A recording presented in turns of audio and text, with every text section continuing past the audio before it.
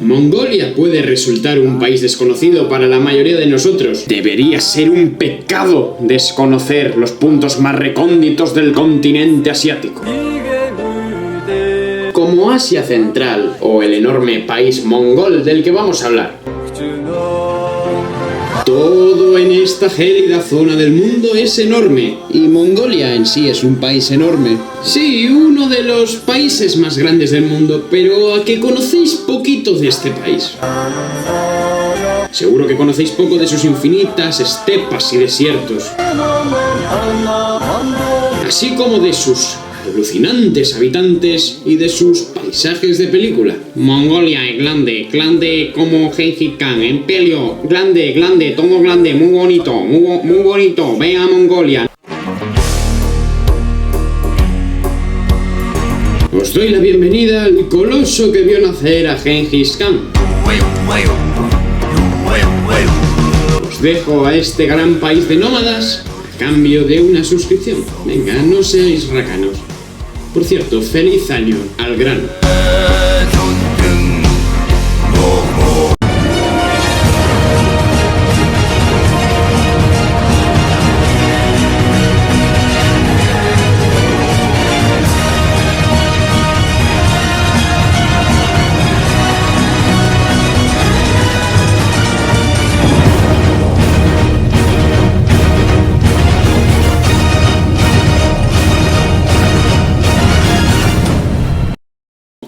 Grande, todo grande, muy bonito.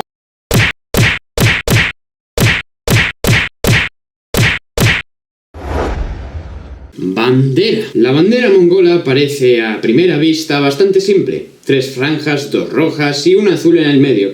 Simple hasta que nos fijamos en el símbolo situado en la izquierda, que representa un soyombo, el emblema nacional, un conglomerado abstracto lleno de simbología, ya que representa el yin, el yang o Taiyitu. El fuego, que es el pasado, presente y futuro. El sol y la luna representan la eternidad. El triángulo hacia abajo es la caída de los enemigos. El rectángulo, la honestidad y justicia. La tierra y el agua son símbolos abstractos.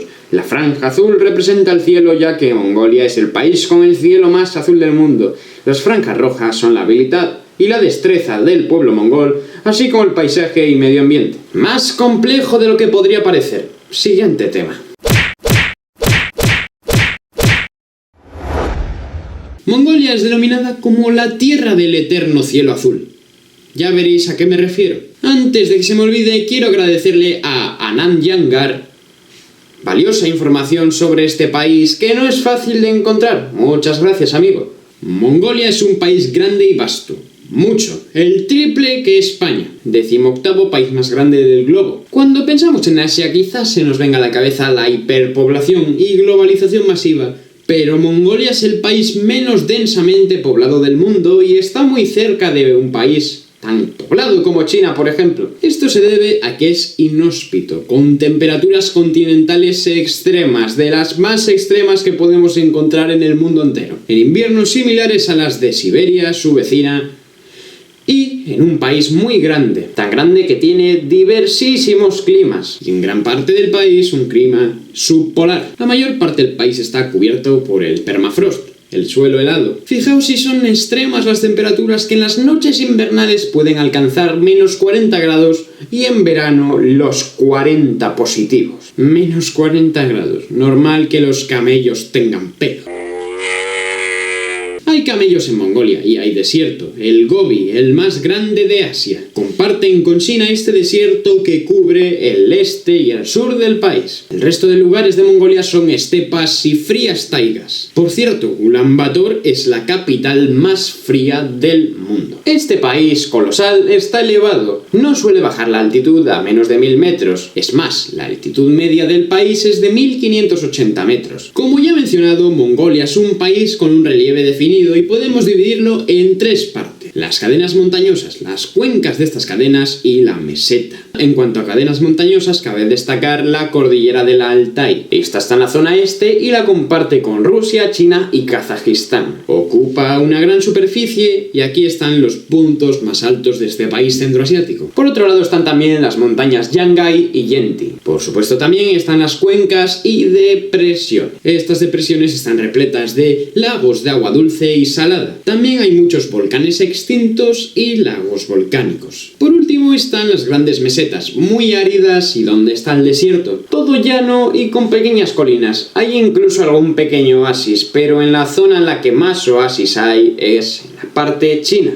Lo mejor de Mongolia es que es un gran parque natural, inmenso e inigualable, con más de 109 zonas protegidas. Esto es un 20% de la superficie total. Cuando dije que Mongolia es la tierra del eterno cielo azul, es porque 2/3 del año el cielo está despejado. Hay que tener en cuenta que Mongolia no tiene mar y hace frontera con dos grandes países que son Rusia y China. Hay incluso una triple frontera entre Mongolia, Rusia y China donde hay un monumento. Casi hace frontera con Afganistán de no ser por un pequeño corredor. Tan solo son 37 kilómetros, pero cuentan. El punto más alto del país de Genghis Khan es el pico Yuitian, de 4.374 metros. El río más largo es el Orjón, de 1.124 kilómetros y que desemboca en el lago Baikal de Siberia. Por último, el lago más extenso es el Uznur, de agua salada. Mongoles, que no mongolos.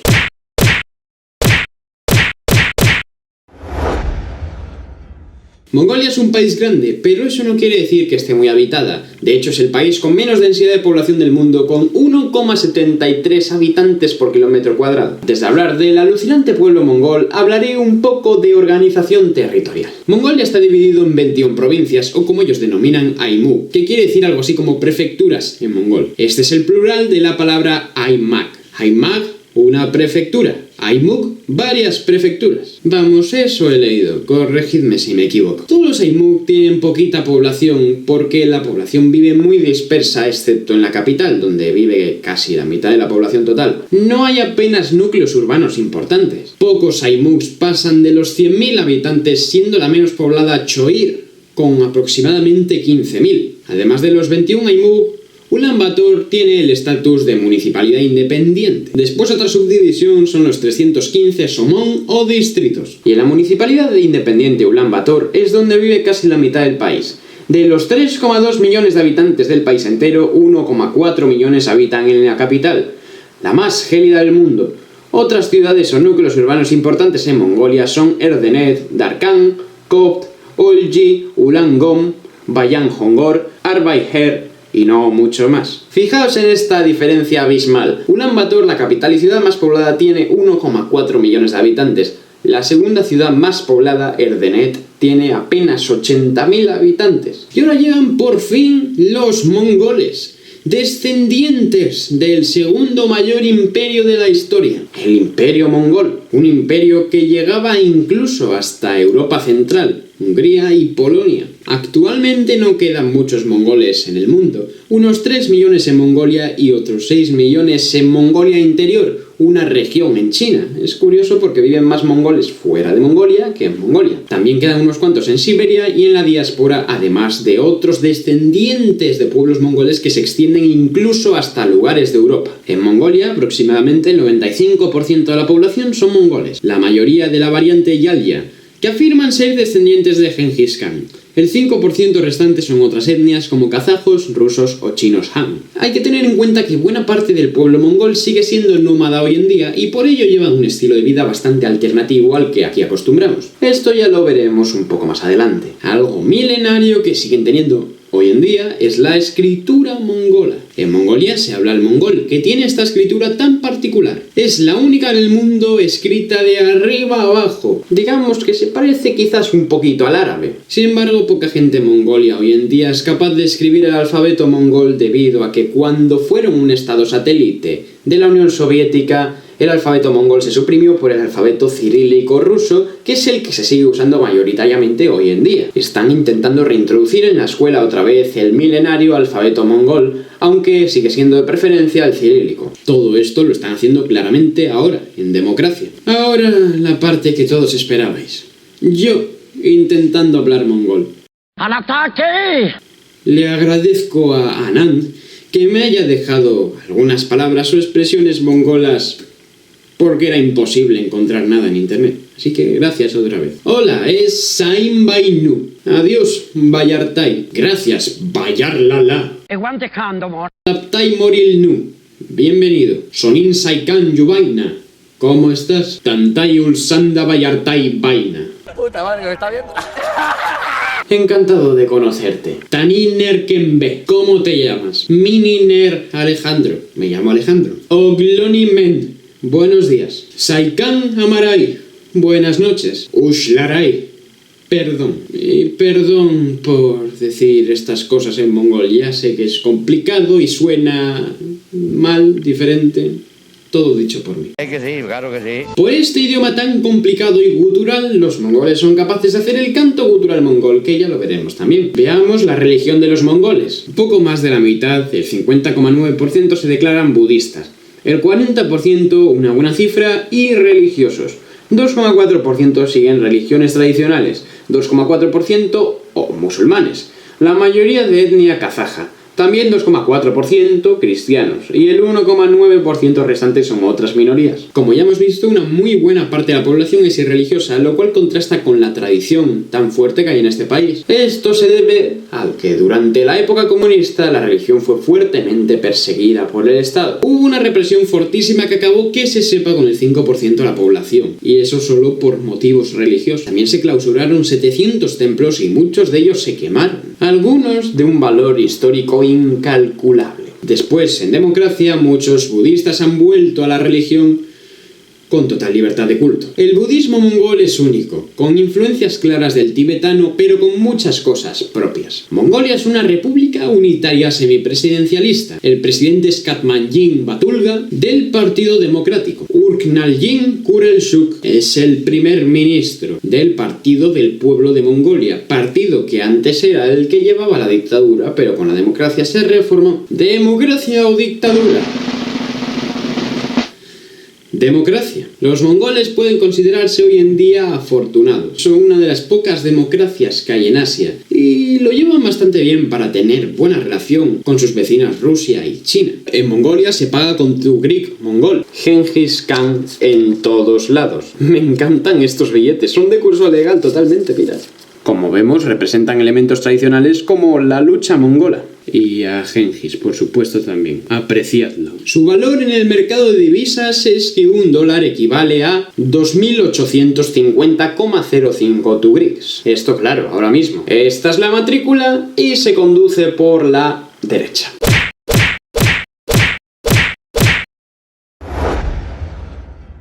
Mongolia es un país duro para habitar y poblar. Y por eso no todas las especies se pueden adaptar y echan pelo. Los camellos tienen pelo para protegerse del frío en invierno y luego en verano muchas veces lo mudan y se quedan pelados. Vamos a ver algunas especies de fauna y flora características de Mongolia. Empezando por animales como el yak, el camello bactriano doméstico y en menor medida el salvaje, el reno euroasiático, el leopardo de las nieves, el gorrión de Saxaul, el alce, el antílope saiga, oveja argali, grulla damisela, oso del Gobi, gacela de cola negra, agutarda ubara, gacela mongola, el gerbo asiático, caballo przewalski y muchas más especies. En Mongolia, en labores cotidianas, los animales se siguen usando mucho. Este país es como un paraíso para caballos. Y camellos, tronco. El caballo es el animal nacional y hay como 13 veces más caballos que población humana y 30 veces más ovejas. El caballo de Przewalski es la última especie de auténticos caballos salvajes que viven en estado de libertad del mundo, aunque por desgracia está en peligro crítico de extinción y tan solo quedan unos pocos en lugares de Mongolia y China. En este país se los denomina como taki. Y después está lo de los camellos, que no dromedarios.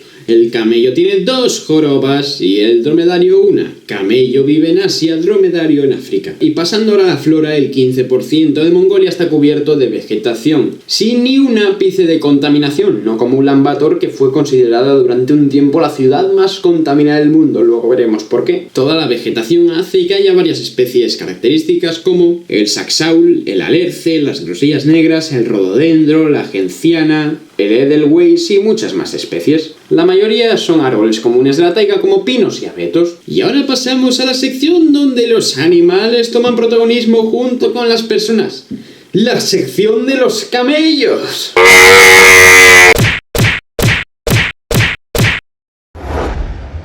Mongolia es un país con gran influencia de los nómadas que siguen siendo gran parte de la población hoy en día. Por eso, su estilo de vida se sigue basando en lo que hacían hace siglos, yendo de un lado para otro por la estepa con una yurta y con el ganado. Una yurta, o como llaman en Mongolia, her, es un tipo de vivienda característica de Asia Central, perfecta para transportar y además resguardar la temperatura, hecha a base de materiales como la lana, la paja, la piel o la madera. La yurta mongola es considerada patrimonio inmaterial de la humanidad. En Mongolia se celebran festivales apasionantes e impactantes como el Festival de Hielo de Kopskol, celebrado a una temperatura de menos 35 grados aproximadamente en un lago helado, repleto de carreras de trineo y lucha libre sobre el hielo. También está el Festival de Camellos del Gobi, donde se hacen carreras de camellos bactrianos y otros eventos. También es muy importante el Sagansar, el Año Nuevo Lunar Mongol. Se come mucho y muy grasiento en esta época. Luego está el Naadam, con esas vestimentas tradicionales tan llamativas. También está el Festival del Águila, el Golden Eagle, un festival con deportes arcaicos que poco después veremos. Los mongoles eran, y se puede decir que tradicionalmente son, pesimistas. Piensan en cómo prevenir desgracias todo el rato. Algunos creen que las desgracias y males de ojos vienen debido a un chamán enfurecido por la ruptura de un tabú. Como por ejemplo entrar en una yurta sin permiso previo. Nunca hagas esto. En la antigüedad se podía castigar con pena de muerte. En cuanto a vestimenta, muchos mongoles siguen llegando hoy en día el atuendo tradicional, que consta de un sombrero, botas, accesorios varios y un deel. Es una túnica decorada. Por cierto, tengo que mencionar, aunque no sé a qué viene esto ahora, no sabía dónde encajarlo, que Mongolia tiene un suelo rico en fósiles de dinosaurios. Esto trae bastantes problemas, ya que no es extraño que se subasten ilegalmente en el extranjero. Se subastan estas reliquias por una fortuna, como un caso en 2012 donde en Estados Unidos se subastó un fósil muy valioso por $1 millón. Pese a los intentos exhaustivos del gobierno por evitarlo, nada pudo suceder. Antes de pasar a la música, en Mongolia está situado el ferrocarril transmongoliano, uno de los viajes en tren más largos del mundo, que es una variante de el transiberiano, el ferrocarril más largo del mundo. El transmongoliano puede ir desde Moscú hasta Pekín. Y ahora pasemos a la música. Llevaba bastante esperando este momento. El canto gutural. La música es tremendamente importante en la cultura mongola. Este país quizás tenga una de las culturas musicales más interesantes del mundo. El instrumento más representativo e importante del país es el morinkur, también denominado como violín cabeza de viento, un importantísimo patrimonio inmaterial de la humanidad. Otro instrumento importante es la flauta de tzur. Después están los bailes tradicionales de este gran país, antiquísimos como el baile Vilelji, bailes inspirados en el movimiento de los animales, y los cantos como el urtindur y el canto gutural mongol. Una cosa muy rara que los mongoles pueden hacer doblando su propia voz con la garganta. Sí, ponen como varias voces a la vez, es como... Un resplandor y hace... ¡pum! Esto lo pueden hacer en parte debido a la complejidad del idioma mongol y sus sonidos guturales. Os dejo un fragmento de vídeo.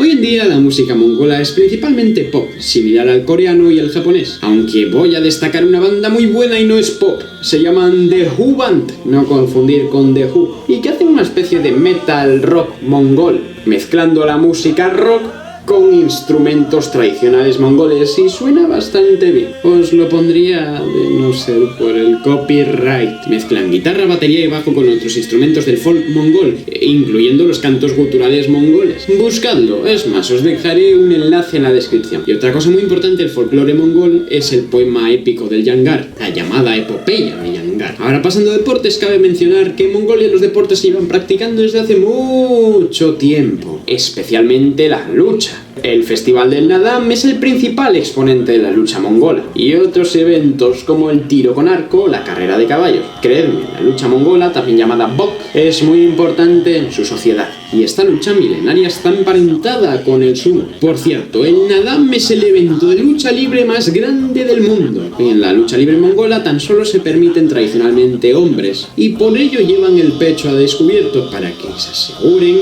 de que son hombres de verdad. Ya que alguna vez ha ocurrido que una mujer ha intentado hacerse pasar por un hombre para luchar, y una vez una ganó, los derrotó a todos y al acabar hizo... Muy interesante. Como ya dije, en este país es muy importante el tiro con arco, la carrera de caballos, además de la caza con águilas, practicada mayoritariamente por el pueblo kazajo, los cuales adiestran halcones, águilas y otros rapaces para cazar algún animal pequeñito y traérselo otra vez. Impresionante y súper antiguo. Es considerado un deporte milenario y requiere caminatas enormes, además de una lucha psicológica muy fuerte para dominar al animal. Los deportes mayoritarios en Mongolia son estos, los tradicionales, aunque también pueden destacar otros deportes más conocidos a nivel mundial. Sobre todo se practican con frecuencia o de los deportes de invierno, muchos tipos de artes marciales, el fútbol, baloncesto y hockey sobre hielo. Para finiquitar, algún puñado de famosos mongoles son: hacedle un bonito funeral a mi garganta, Genghis Khan, que está en todos lados, Modu Chanyu, Jomten Yatso, el cuarto Dalai Lama, Tan Shi Huai, Sorgaktani Beki, Miangat, Dolgo Surenjin Dagbardog, Yugder del Midin Gurracha. Un tío que estuvo en el espacio y es de Mongolia, segundo asiático en ir al espacio. Y vio las estrellas, seguro, como ya al pronunciar su nombre. Dasdorjin Atsardorg, Gotobdorg Ushkavyar, Korlonjin Choi Balsan, Dabdin Sukbatar y alguno más, la mayoría de antaño.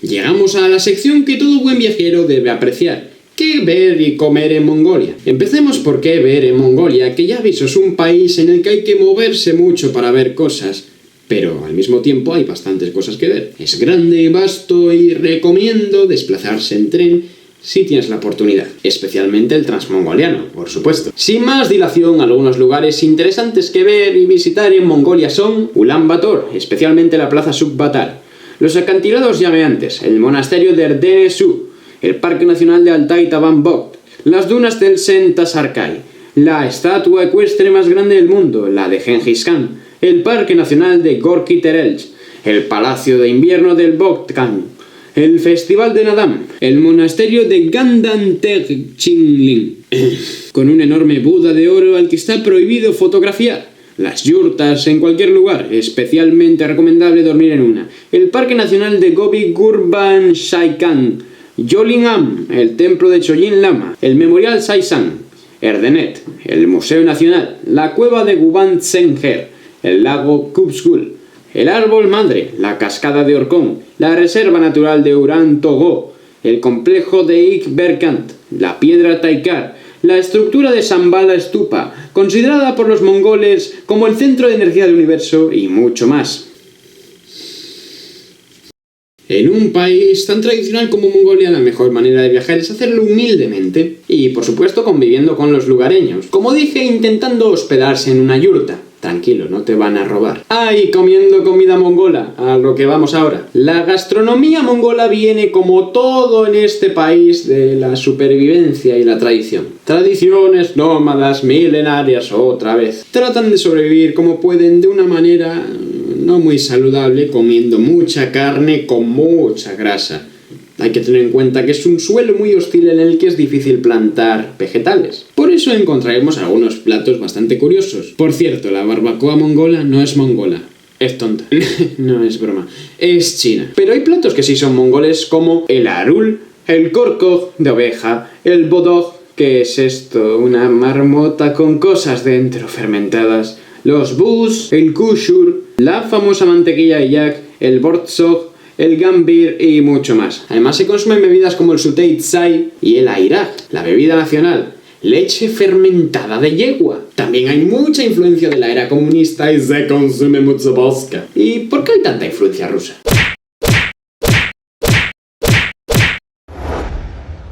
Mongolia es un país con una historia relevante e interesante que debería ser estudiada por todo el mundo, pero no es así. Habiendo sido el segundo imperio más grande y extenso de la historia con Genghis Khan, famoso por sus dotes de conquistador y por usar personas como escudo humano. ¿Qué más da? Muy interesante de repasar, sea como sea. El pueblo del Sol o los hunos y sus peleas con China por el dominio de Oriente. También estuvieron el estado de Xiongnu, el de Xianbei y el de Rouran. En el siglo VI después de Cristo, Mongolia fue poblada por más pueblos túrquicos, autodenominados descendientes del lobo, que decían ser descendientes de un niño criado por una loba y que posteriormente se aparearon. El estado Kitán y los hijos de la luz dorada, que afirmaban ser descendientes de un lobo azul y una cierva parda. El vastísimo imperio mongol, con Genghis Khan. El imperio se divide en 4 kanatos. China domina Mongolia por siglos. Algunos migraron a Kalmukia, en Rusia, donde hoy en día se sigue practicando el budismo incluso. Hubo mucha influencia de los manchú de Manchuria. En 1911, tras muchas migraciones, Mongolia se independiza. En 1921, Sukbatar da un golpe de estado con los bolcheviques creando un régimen comunista. Mongolia se alía con la URSS en la Segunda Guerra Mundial. Tras purgas y hambre y drama con Choibalsan, pasaron a ser un estado satélite soviético y a ser intermediadores en la división sino-soviética, con mayor paz pese a ser un régimen. Cae la Unión Soviética y hay fuertes huelgas y revueltas en Mongolia en 1990 y en 1991 se consigue la democracia. Y aquí estamos. Ya solo queda la economía.